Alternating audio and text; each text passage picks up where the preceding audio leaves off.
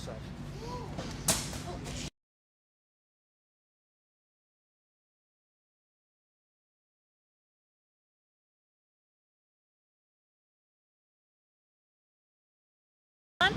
Okay, good morning, and it's great to be here on the Sunshine Coast with local member for Caloundra, Jason Hunt, and with a electrical apprentice, Dylan Martin, here in the administration centre of the brand new school that we are building in Caloundra South, ready to be opened in 2022. This is a $75 million investment in education on the Sunshine Coast, all part of this budget, which will deliver over $140 million of infrastructure investment in schools right across the Sunshine State and Sunshine Coast just in this financial year. We are building 4 new halls in schools around the Sunshine State, new classrooms, new amenities. We're upgrading schools, and that money is going to be invested in education to provide a world-class education for all the students here on the Sunshine Coast, and we're looking very much forward to opening this school in 2022. This school will open to students from prep to year 6. It will be done in 2 stages. The first stage will be ready for 2022, and then we will add buildings according to growth over the next couple of years. A $75 million investment, part of our $910 million that we will be investing in 10 new schools over the next few years to be opened up in 2024 in the fastest growing areas of the state, particularly here in Caloundra South. Now, I understand that there's a vote to name this school. It occurred on Sunday. We haven't had the outcome yet, but the 3 contenders were Narimba, Bells Creek and Caloundra South State School. So it'll be interesting to see which one gets up, and we look forward to making that announcement. But I know Jason Hunt, the local member, voted in that naming of the school, and it'll be interesting to see what his choice was. So Jason, how do you feel about the new school? This new school is fabulous. This represents another huge investment from this government in education in this region. We are talking about $50 million plus in this budget just for the electorate of Caloundra. So it is just a massive, rolling, continuing investment in education from this government. I'm delighted to be a part of it. These school announcements are one of my favourite parts. I know they're one of the favourite parts for the Minister, because investment in education is an investment in opportunity for our youth, and that is critically important. So I'm delighted to be here today, standing in what will eventually be the administration block of this school, and what this represents for the region. The investments we've seen come out of this budget are for schools in Caloundra, Caloundra South, Beerwah, Landsborough. Everyone has got a prize in this budget. It is great to see. And for the record, I voted for Bells Creek. Can I also say it's great to have FKG who are building this fantastic new school, and one of the apprenticeships, Dylan, is here. He's doing an electrical contractor, part of that delivery of all the electrical work here on the school. Dylan's enjoying his job, and I'm sure he'd like to say a few words as well. Dylan? It's great to be a part of such a big job, making so many jobs for workers across the Sunshine Coast.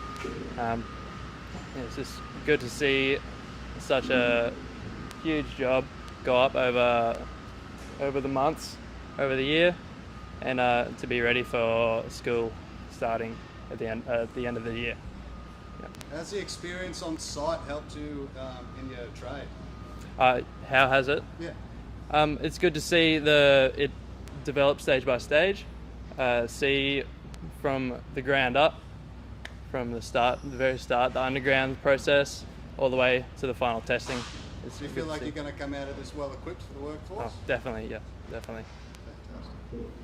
Fantastic. Thank you, Dylan.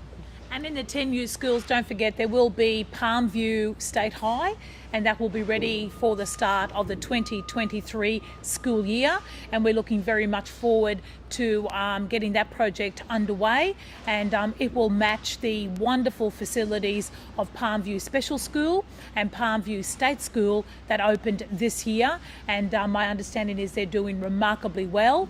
And of course, we've got Baringa State High School as well that is having their stage 2 starting on that side, and Baringa State School is going from strength to strength. So wonderful new facilities here in Caloundra alone, but right across the Sunshine Coast. Any questions? Minister, the Sunshine Coast as a whole is such a flourishing area. Do you think the state government's investment coming on the back of this budget is enough to accommodate that? I mean, 200,000 people live for the next 20 years. Do you think that Yes, absolutely. Like, we've invested very heavily on the Sunshine Coast. As I said, other schools are getting new classroom blocks, they're getting new halls, they're getting upgrades, and of course we're investing in the new schools. And since I've been Minister, I've opened up, I think, 5 of them on the Sunshine Coast, with the 2 at Palmview, the 3 here now opening very soon at Caloundra. So we are delivering new classrooms right across the state. I think last time we spoke there was over $500 million already invested. Another, in this budget alone, another 140 just for 21-22 financial year.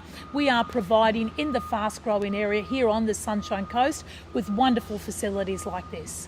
Do you think, because obviously these wonderful schools do take time to build, do you think students who are perhaps looking at moving to the area will have, a time to wait, or they can, get learning in this environment? There is adequate schooling available to all students in this area, and we're providing the new facilities for those students coming on board next year. So these facilities are timed to meet demand, and no student will be left without a school here on the Sunshine Coast because of the wonderful investment that we are making in this entire area. Obviously a lot of money being spent right now, but is it something that the government's sort of, especially here on the Sunshine Coast, we're sort of talking about it being rapidly growing, that we're sort of really having to monitor it? We're sort of in the midst of a bit of a housing crisis as well out here. Is it a focus for your government to be monitoring into the future as well, where these demands will be coming from in housing, in schools and everything like that, because we're really going to boom here if we aren't already? Look, that's an excellent question, and of course we are. We're planning over the next 10 years. We've guaranteed a $50+ billion infrastructure investment. Education is just one part. There's all the roads infrastructure, there's the housing infrastructure with record investment in social housing that this budget has delivered, as well as, of course, these wonderful education facilities which now will be delivered not only over the next 12 months but into the future as well. So we are very much planning for the fast growing areas of Queensland and very much providing world-class education facilities no matter where you live in this great state. Minister, it might be a little bit outside your portfolio, but it obviously must be an interest. All the people moving to here from other states are potentially displacing people here who've been living here all their lives because of rental competition. Is the government looking at anything specifically in the immediate term to be able to address that sort of competitive pressure and help those people remain where they've always lived? Obviously, it's wonderful to see that people are speaking with their feet and coming to this great state. We had basically the size of Gladstone move to Queensland, where other states had population declines. We need to provide for that, which is why we have record investment in housing to make sure that no one is displaced. And we have an injection of funds this financial year that is aimed at addressing some of those pressures. But when you have the size of Gladstone moving to this great state, we need to provide the schools, we need to provide the infrastructure, and that's exactly what this budget delivered. Thank you. No worries.